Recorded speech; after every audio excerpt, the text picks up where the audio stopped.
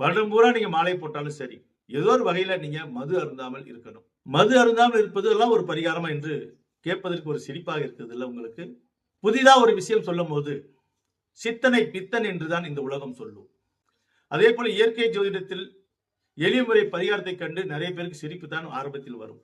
ஆனால் சிந்தித்தால் சிந்தித்தால் சிரிப்பு வரும், மனம் நொந்தால் அழுகை வரும்.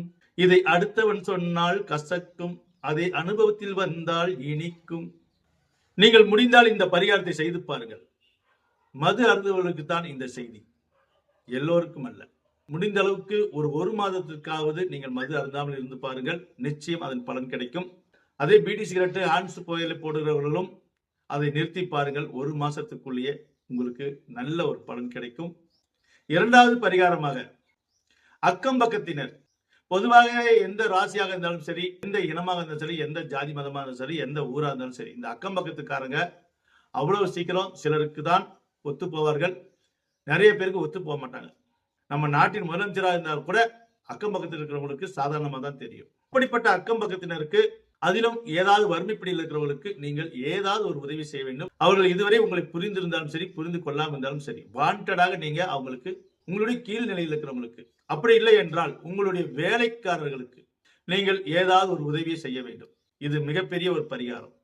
வேலை செய்பவர்களுக்கு மனம் திருப்தியாக ஒரு துணிமணி வாங்கி கொடுக்கலாம், கொஞ்சம் சம்பளத்தை அதிகரிக்க செய்யலாம்.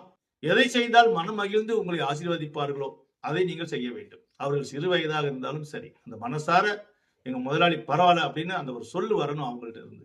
இது மிகப்பெரிய ஒரு பரிகாரம்.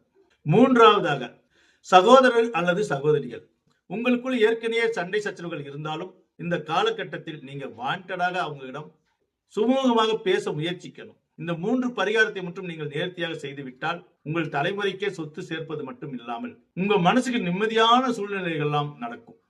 ஏனென்றால் அடுத்த 2 வருடம் சனி பகவான் உங்களுடைய சுகஸ்தானம் 4ஆம் இடத்துக்கு செல்வார். 4ஆம் இடத்துக்கு செல்லும் போது மிகப்பெரிய பிரச்சனைகள்லாம் ஏற்படும். அது அப்பொழுது பார்ப்போம்.